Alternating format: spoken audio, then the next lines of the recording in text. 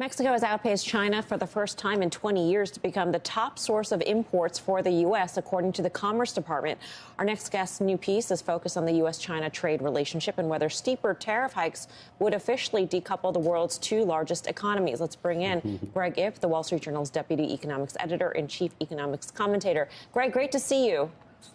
Thanks for having me. The U.S. deficit, the trade deficit with China, fell to its lowest in a decade or so.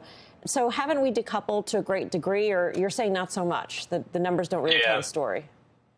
No, they really don't, because a couple of things happened. So that once Trump put on the tariffs and Biden kept the tariffs, there was a lot of pressure on manufacturers, both Chinese and Western manufacturers, to move their supply chains to avoid those tariffs.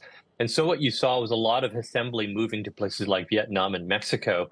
And so what you saw as the deficit with China decreased, the deficit with Vietnam and Mexico went up. And so a lot of the value that's coming in, we classify those as imports from Vietnam and Mexico.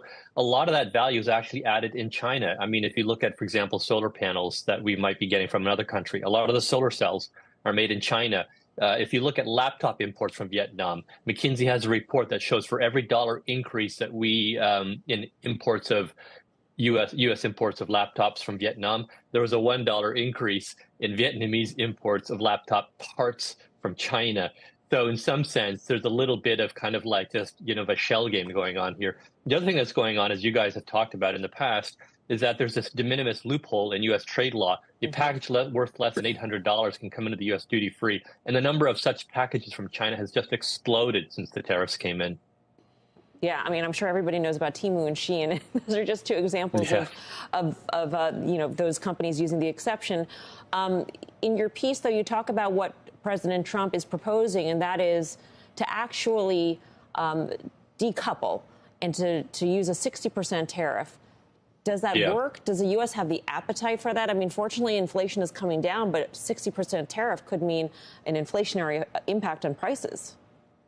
Yeah, so we saw what a 25% tariff did, so we can predict a few of the things that a 60% tariff would do. So first of all, as I mentioned, a lot of American importers ended up paying the tariff because China is the only supplier. So that will be passed through to American customers. That will have an inflationary impact.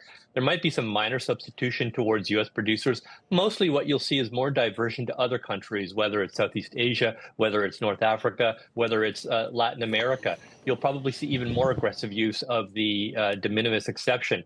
Now, I don't want to say that nothing will happen. Over time, yes, more and more production will be outsourced to other countries. You know how in India, for example, Apple is steadily building up their supply chain there. So even if only a tiny portion of their iPhone value comes from India now, that proportion will grow.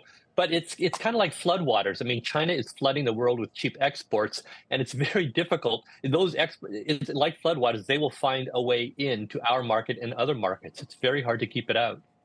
From the China side of things, given where their economy is right now, and that is struggling, with the government doing everything they can to sort of prop it up, what would this mean to that side of the equation? Because that could then have ripple effects in other places, especially Europe. Right. Well, the first thing is Beijing's not going to take this sitting down, lying down. They didn't last time and they won't this time. So they'll hit the U.S. with higher tariffs. That will extract the cost on the U.S. economy and the producers who sell to China. And the other thing they'll do, because they did this in 2018, is they'll depreciate their currency. And so if we hit them with a higher tariff, Chinese products will become commensurately cheaper as the currency goes down, and that neutralizes the tariff to some extent. And even if it doesn't keep even if it keeps some Chinese products out of the United States, it means that even more Chinese products will go into third markets. And you can sort of imagine a scenario where the U.S. Ends up being this island, this autarky almost, where Americans pay high prices to keep Chinese stuff out, but Chinese brands and Chinese products become to even increasingly dominate everybody else's market.